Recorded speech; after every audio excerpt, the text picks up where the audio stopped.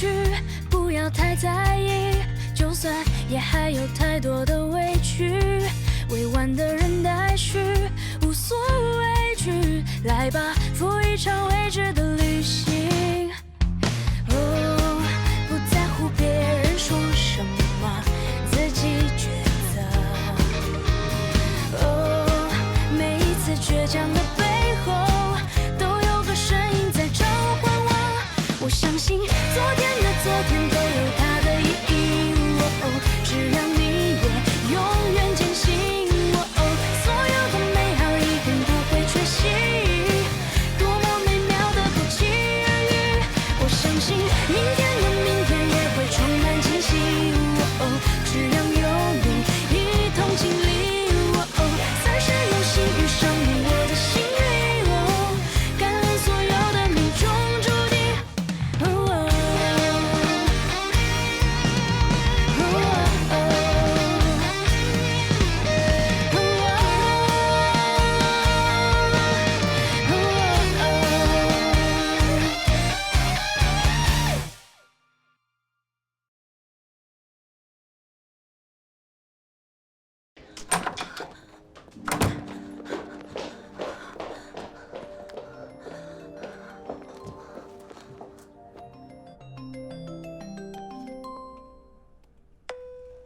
喂，同学，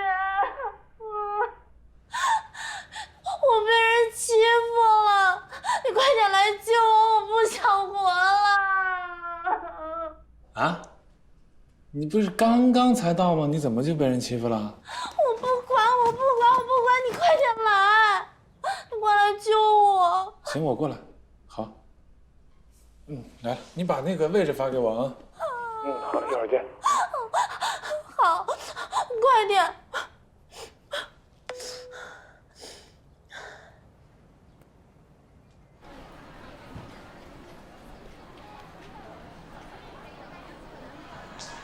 哎，你好，C107。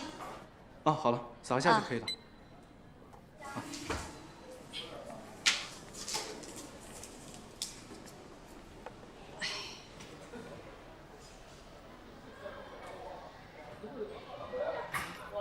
好感人的电影，哭到眼睛红肿，一会儿吓到相亲对象怎么办？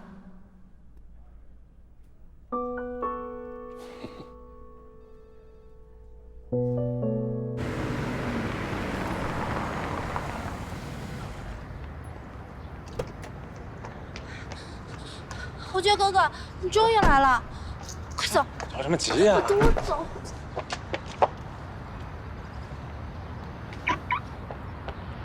哎呦！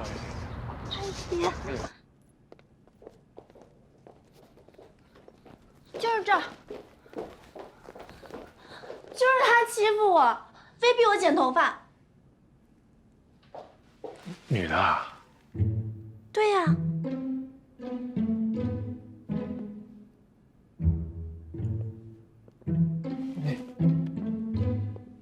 怎么了？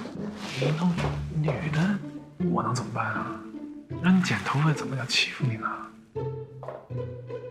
还是有个明白人啊，帅哥，跟我可没关系，我没这权利，就是你，你不要敢做不敢认。拜托，剪你头发能长在我头上吗？对我有什么好处？是你自己不敢跟导演理论吧？再说了，剪你头发是工作需要，是可以让你更红的，能不能有点感恩之心啊？豆豆，我告诉你，你不要以为我是好惹的。你知道他是谁吗？智荣建设的公子，而且是我男朋友。还有他，这是他保镖，他会搏击。我告诉你，碾死你比碾死一只臭虫还要容易，是吗？行啊，那我们今天就来个直播，点击量一定超高。来，播。来，不是，哎，别生气，咱我是豆豆，今天在我们直播间。喂，你别走啊你别走啊！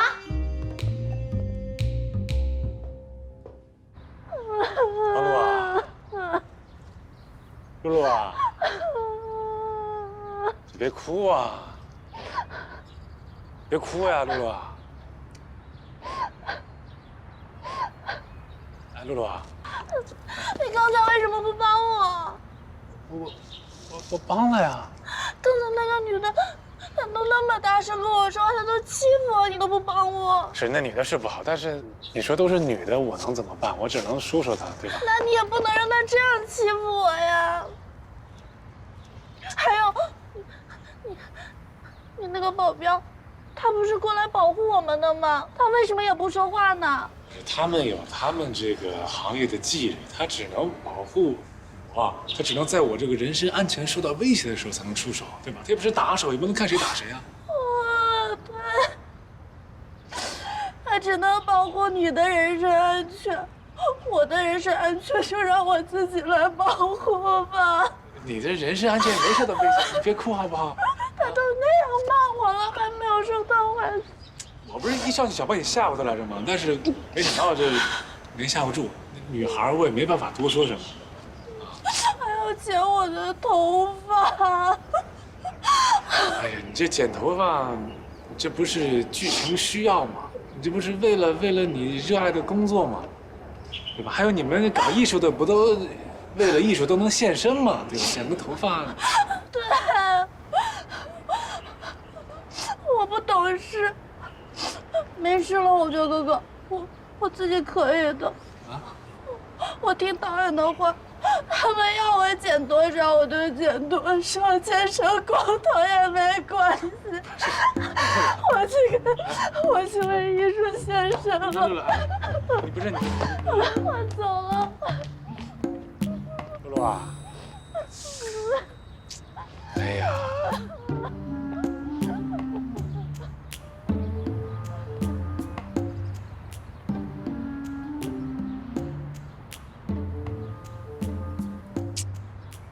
这怎么办呢？这是，你在旁边站着干嘛呢？你不过来帮帮忙啊？那小女孩哭的像我怎么着了似的。走吧，开车吧。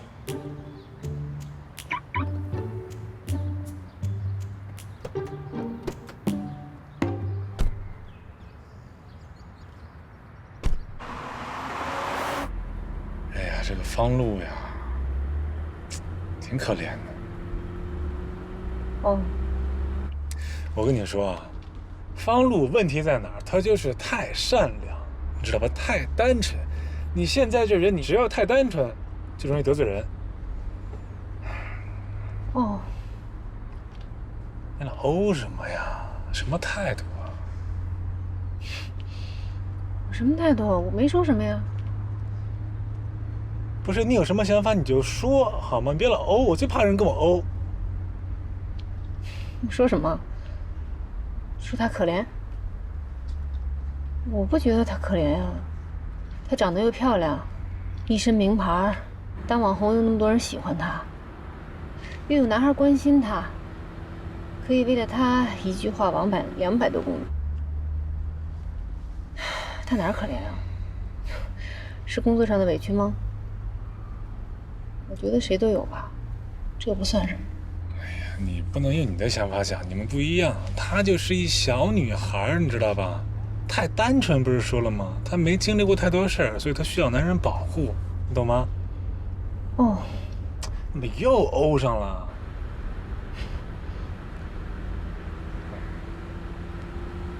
哎呀，真是可惜呀。咱要不多拍几张照片，做个留念？不拍了，姐，你剪吧。那我可就真剪了啊！为了红，要对自己啊狠一点。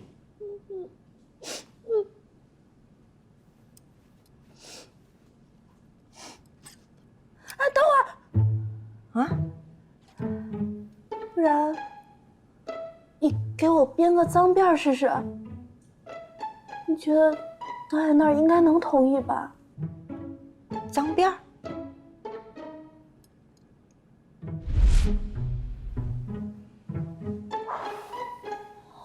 一定要通过。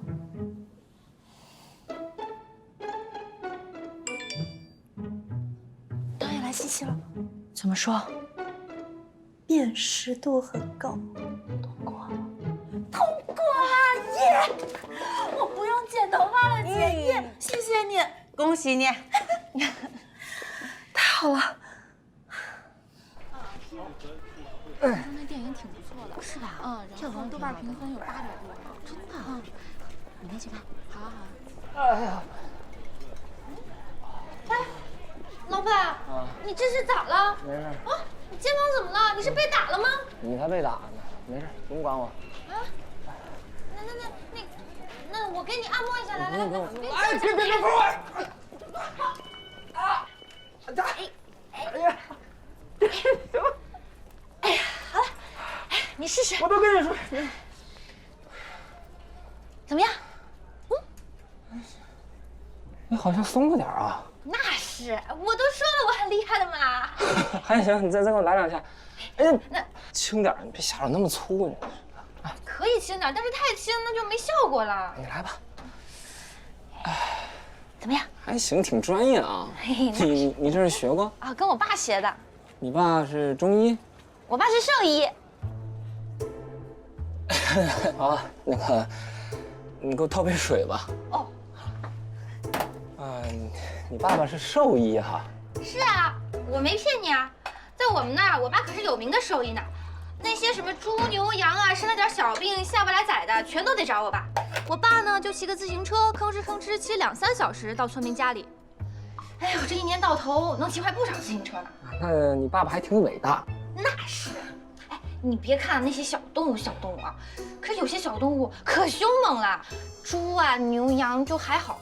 有一次啊，我爸遇上一头骡子，那骡子灌药的时候就一脚就踢到我，反正我爸躺了1个月才好呢。所以你跟你爸学什么了？啊，哎呀，我这不扯远了吗？那个后来我爸因为医术高明，又学了按摩，在我们那儿啊开了一个挺大的按摩馆来着。那你直接说学按摩就得了嘛，你这100个字就5个字有用。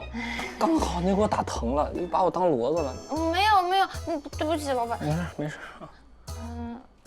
老板，今天收到一个快递，好像是给你的，我已经给你拿上去了。非常好。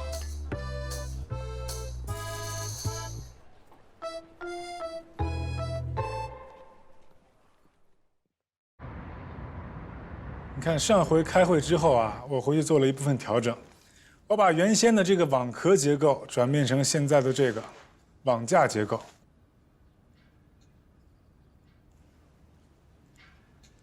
怎么样？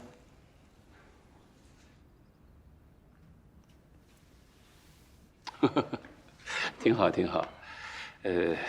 但是如果这个新材料用量没有减少的话，可能这个施工周期和预算还是会有点问题。不会的，现在这个不是一个问题，因为虽然新型材料没有减少，但是它整体结构改变了，它辅助材料变得非常少，现在安装工艺也变得很简单，所以我觉得这样一来两边可以平衡，而且工时和工费不会有增加。小韩，你怎么看？我个人觉得呢，小侯总这个想法还是挺好的，不过可能还是忽略了之前那个老问题，就是海城8号这个项目离海岸线不到1公里的距离，海水的腐蚀作用会很强。至今为止，这种新型材料呢，在沿海地区还从来没有使用过。那么也就是说，未来的修缮和维护费用会不会也是很大的一笔开销呢？不会，因为我回去我已经仔细研究过这个新型材料的参数啊，参数证明这个材料在沿海地区不会有一点问题。好了，新型建材上次已经被质疑过了，一个问题不要讨论2遍，浪费大家的时间。小韩，你说说你的方案。好。不是，我这个还没说完呢。你说完了。你说。我这个方案呢，大家请看大屏幕。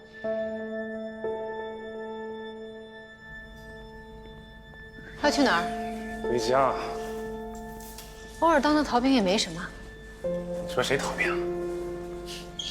你不是因为你爸当众批评了你，所以接受不了？不是，批评我不要紧，但是你要对我有最起码的尊重，懂吗？对我有信任，儿子就能不尊重了吗？可能你的方案做的确实不够好。不好怎么了？不好我得重新做，但是你得听我讲完吧，你不能话不让我说完吧？不跟你说了，说你也不懂，没丈夫。你怎么知道我没有啊？我妈就是啊。得了吧。你看她现在挺优秀，挺优雅，在我小的时候概念里，她就是个巫婆。真的，只要我在家，不管我做什么，她都挑毛病，给我泼冷水。后来我去了训练队，也是一样，不管赢多少比赛，她都说是侥幸，不是实力。都是被泼冷水长大的孩子啊。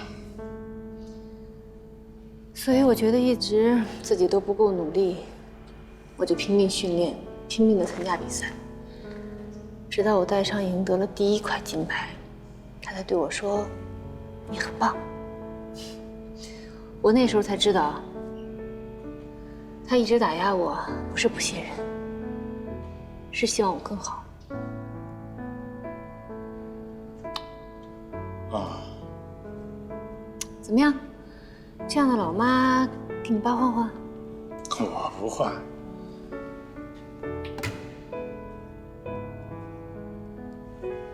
走吧，回去吧。不回家了？回去做方案呢。那方案侯总不是交给包小涵了吗？他做我还不能做了吗？万一被否定了呢？哪儿那么多废话呢你？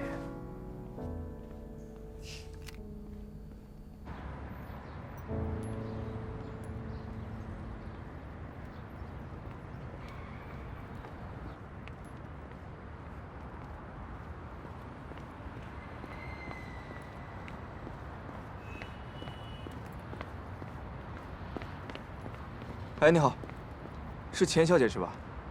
哦，我是。啊，我是马宝南。啊，你好，我是钱钱。你从那边走过来，我就认出你了。啊。身高、体型、相貌，都很完美。啊，谢谢。你这怎么约我来这儿见面啊？来这儿我们做个检查。啊，不是。做什么检查呀？为了我们的孩子的优质基因啊！这别人的孩子都想赢在起跑线上，我的孩子那得抢跑，而且在基因上就得赢，对吧？我带你进去做一个优生优育的检查，如果说有什么遗传性的缺陷啊，我们也不用耽误彼此的时间，你说对不对？这要是没有啊，我们再把一切交给感情。你有这个不孕症，我也没嫌弃你呀。咱不是都来医院了吗？咱可以治啊！说什么呢？小点声！干嘛小点声啊？都来医院了，号都已经挂了，走，看大夫去，走！你神经病吧？你要相信科学是可以治的。神经病！哎，你别走啊！你听我说啊，过来看病啊！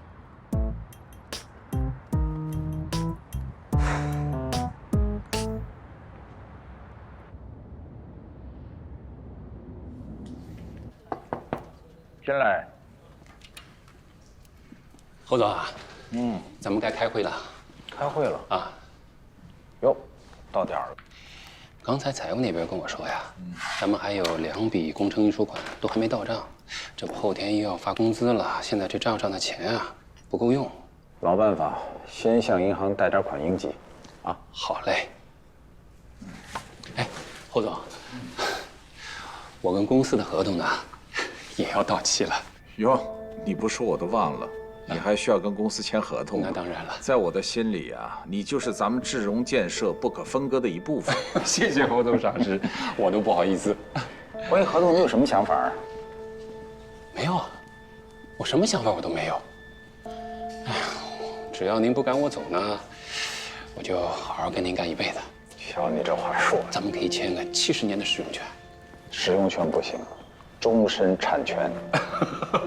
其实合同啊，并不能真的拴住一个人。就算是我今后退居2线了，我也会让你继续辅佐侯爵的。他身边可不能少了一个像你这样的人。那是我的荣幸，都听您安排。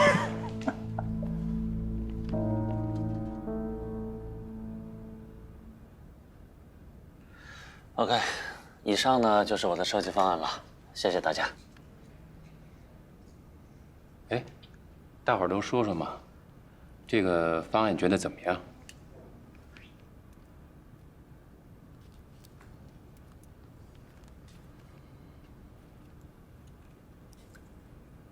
那小韩，我就直说了啊，我觉得你这个方案其实没有比我当时的方案好。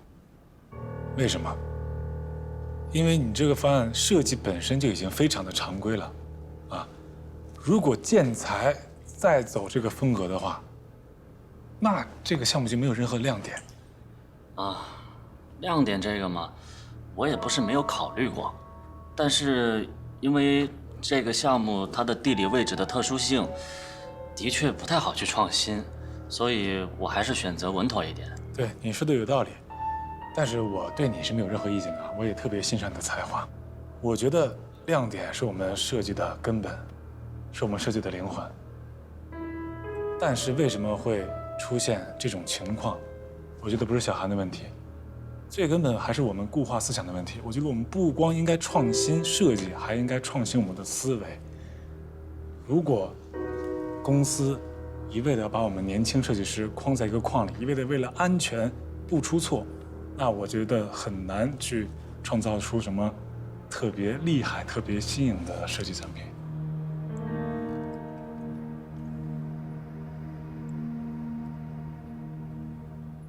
我对这个方案有一些新的看法，要不要听一听？你说来听听。但是首先呢，我要先跟侯总道个歉啊！上次开会是我的态度有问题，确实是我的问题，您别生气。您先看看我的方案，这次方案我希望大家都能参与进来，都能给我提一些意见，提一些建议，啊，大家都真诚的啊。如果提出有价值意见的，我个人送一箱红酒，好吧？这是我最爱的。看来非得在鸡蛋里挑骨头了。来，遥控器给我。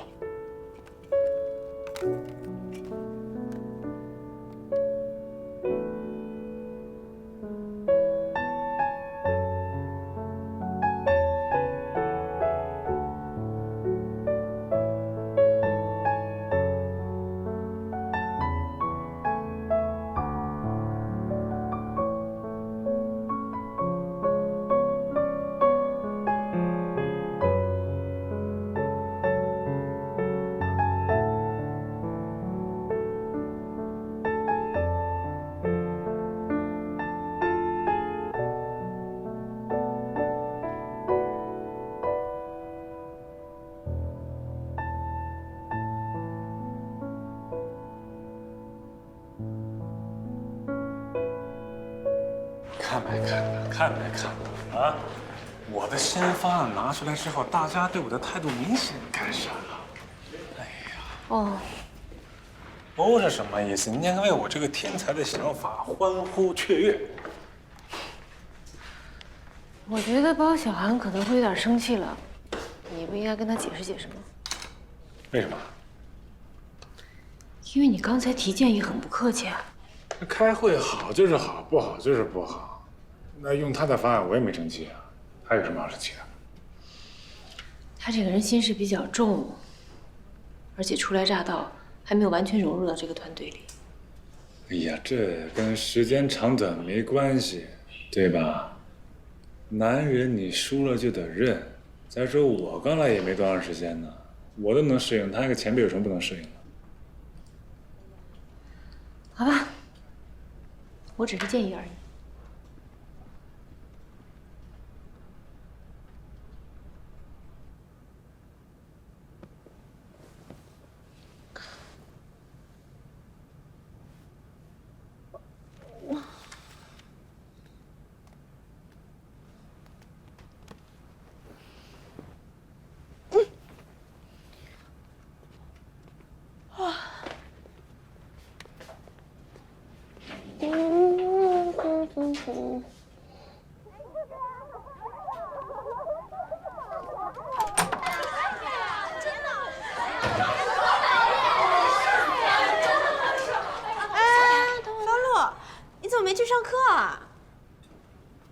不是下午2点吗？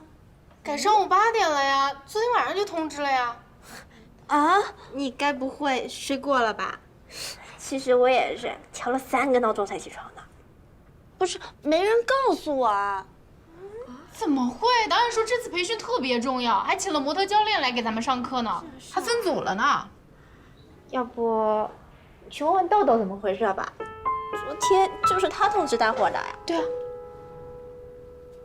好，我知道了，谢谢你们。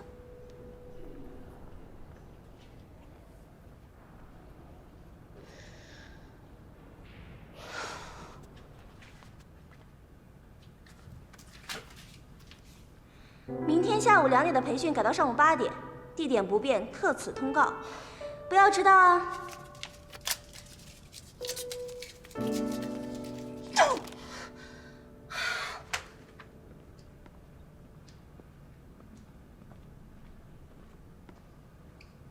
什么呢？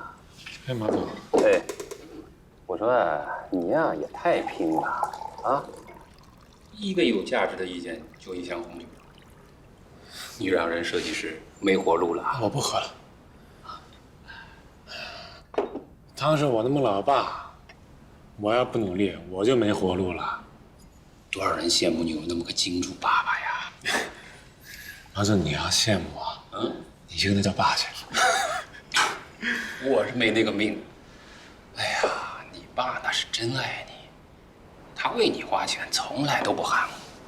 他要是觉得哪个女孩配不上你了，宁可花钱让她走人。不至于呀。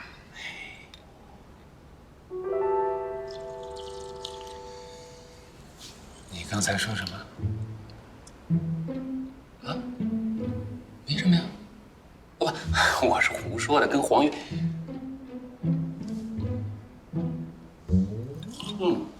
哎呀，怎么公司这个进的茶那么苦啊？我得跟……哎，你回来，马总。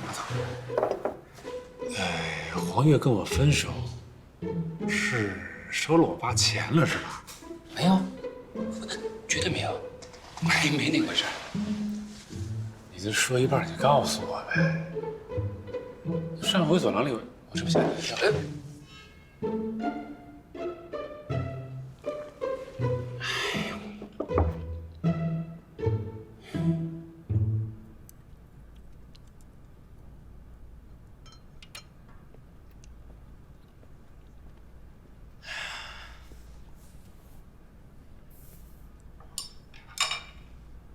吃中饭呢？爸，你钱花不完是吧？怎么了？你要是花不完啊，咱们做慈善，啊，帮助贫困灾区的儿童，给人建学校，对吧？实在不行，给我换车呀。你拿100万去给我前女友，让她跟我分手，啊？这事你既然知道了，我还说什么呀？爸，我真感谢你。感谢我什么呀？我感谢你让我看清楚一个人，我感谢你让我知道，真的有人会拿感情和钱去换算，啊！也感谢你让我看清楚了，这个人会因为100万就不顾我3年的感情，卑鄙呀！这事我早就告诉过你了，不靠谱，对不对？你听吗？你不听啊，我也没有别的办法呀，所以我只有用我自己的招。哎呀，我这3年的感情100万就给我打发了，成，谢谢你啊，爸。你现在明白还不晚呀。啊，你说这一个女朋友100万，我这1年到头的，我怕你破产。慢慢吃啊，慢慢吃，拜拜。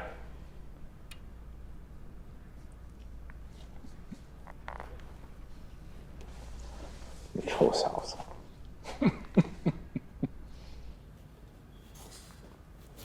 你到底要去哪儿？找朋友叙叙旧。你到底要去哪儿干什么？必须告诉我，这是我的工作。我告诉你了，我去找朋友叙叙旧，听不懂啊？干嘛呀？我就找我前女友，我问一问怎么回事，跟我处了好几年，拿了我800万就跟我分手了，什么情况这是？人家都结婚了，你问这个有必要吗？结婚怎么了啊？我还傻呵呵的跑去找他，人家直接一张请柬甩给我，我一看新郎不是我的名，我才反应过来，我都翻篇了，好吗？就是你砸我车那天，祸不单行。我怎么看你那天也气儿不顺呢？我气儿怎么顺？我凭什么气儿要顺？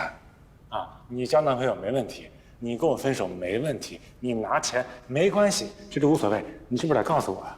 你得跟我说清楚吧。你不能什么也不说，直接把事情都做完之后，回头直接把我踹掉，没这道理吧？钥匙给我。干什么？我开车。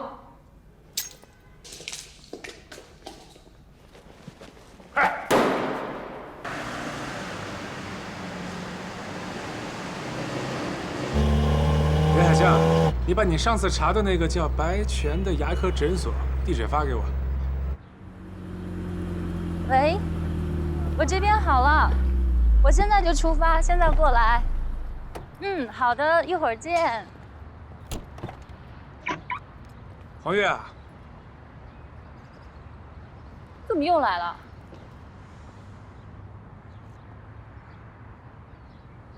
钱都花完了吧？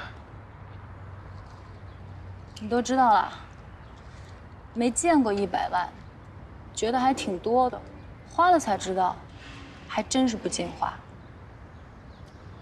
说的就是当时也不多要点儿，要个1000万，要个5000万，对吧？还能多买点东西，要个100万什么也干不了，还把咱们3年感情就这么卖了。你搞清楚好不好？不是我出卖了我们的感情。是我放了你一条生路。你的婚姻就是家族事业的一部分，你应该找一个门户相当的女孩结婚，通过婚姻让你的家族事业更上一个台阶，也让你的人生更上一个台阶。这些我永远都做不到。你被我爸洗脑了吧？因为他说的对啊，我不可能因为我耽误了你的家族大业。我担不起，我害怕。你害怕，你跟我说呀，你问问我的意见，对吧？你不能直接找个老公结婚了呀。这跟他也没有关系，我也不会用他的钱，我只是用这笔钱还了我父母为了供我去美国读书借的钱，然后买了这辆车，租了一个门店，想要开一个面包店。我从美国回来这半年一直没有工作，我一直想要开一个面包店，不是1天2天了。我跟你说过，可是你好像从来都没有听到过一样。现在女孩今天要开一美容店，明天要环游世界，我以为你开玩笑呢。你要真想要，你认真点跟我说，我能不给你开吗？我很认真的说过。可是你不是说吗？金钱会玷污纯洁的爱情，不是吗？对。但是我跟你不一样，你生下来就衣食无忧，花钱如流水，你对钱没有概念，但是我有。谢谢你不嫌弃我。在美国这3年。带我吃好的喝好的，还带我到处去玩。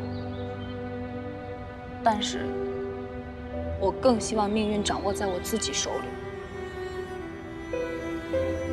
那你有没有想过，如果你等一等，等我继承了家族企业，你拿的不是100万，不是1台车，也不是一个面包房，跟不可预知的将来比，我更愿意抓住现在能抓住的。按现在的发展。面包房还有3个月就回本，然后就会赚钱，很快我就能往家里寄钱了。这让我感觉到特别安全。我们在一起这3年，你从来不知道我想什么，想要什么。那你想要什么呀？我想要踏实的生活。我想结婚，我想过小日子，可是你永远都像一个长不大的孩子，从来没有给过我安全感，让我一点都不踏实。但是白泉让我感觉到了。哎，老婆，怎么还没走啊？老公，又是你！我警告你啊，你有什么事冲我来，别为难我老婆。那个，黄月，你刚才说的，我觉得特别有道理。兄弟，之前闹你婚礼是我不对，是我混蛋，啊，给你道个歉，对不起。但是我特别希望你们能过得幸福，我衷心祝福你们能好好过日子，祝你们幸福。对不起啊。老公，咱们走吧。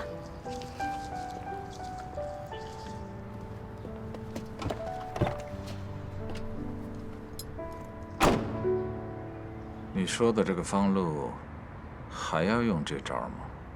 这招恐怕不好使。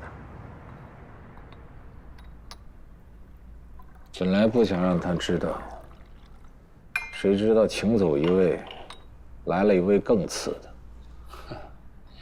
这也是难免的。他的条件啊，太好了，人从国外回来，又单纯，关键他不懂拒绝，所以呢，就难免会给那些动机不良的女孩利用上。这是让我最糟心的。想要继承家业，必须头脑清醒，拎得清。像他这种做烂好人的，难成大器。所以你把黄月的事告诉他，那是做对了呀。他聪明得很，虽然嘴上硬，那是跟你要面子，但他心里啊，一定会记住那次教训。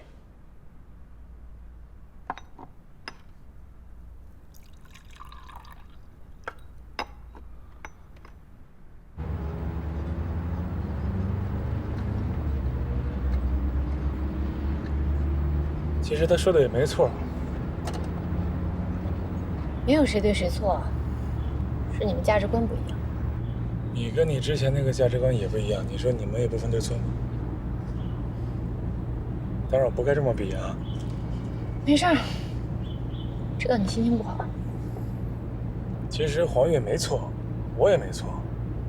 要说错，那是我爸，有他在，我永远别想按照我自己的想法生活。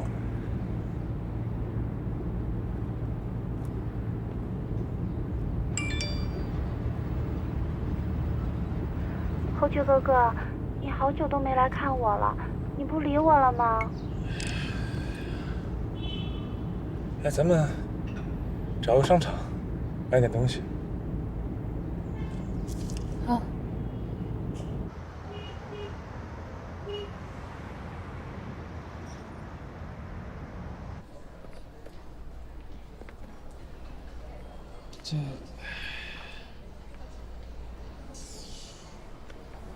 这哪个好看？帮我选一选。都挺好看的。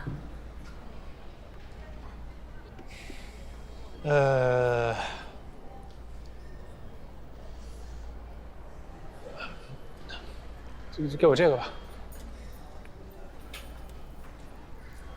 先生，你很有眼光，这款非常适合这位小姐的气质。别，不适合我，这项链听着都会被气死的。适合吗？你戴让我看看。我不戴。你戴给我看看。我不戴。我试试。不适合我。确实不适合你。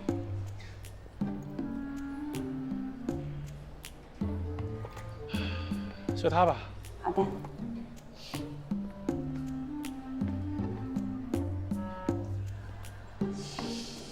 你说前2天那个方路啊，咱俩去帮忙，什么也没帮上，搞到最后他也挺尴尬、挺丢人的。就买个礼物送给他，安慰安慰他，让他心里好受一点。你不用跟我解释，这不在我的工作范围之内。我跟你解释，我跟你聊聊天儿，也没人跟我聊天，天天你跟着我。你帮我拿着，我去那边看看去。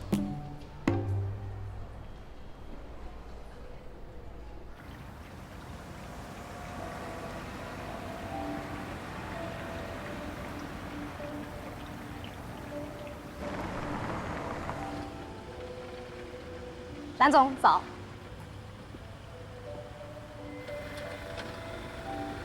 早。这个音乐跟酒店风格不符，换掉。好的。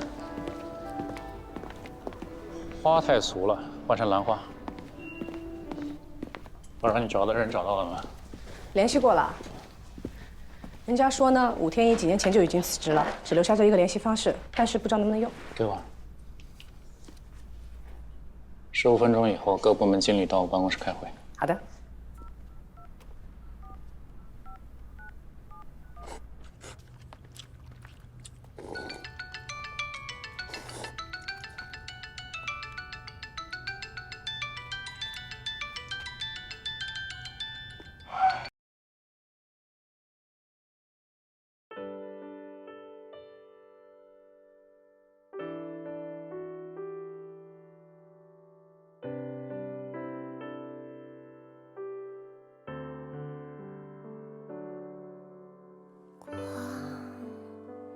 追逐远方的梦，听风吹起了想象，如果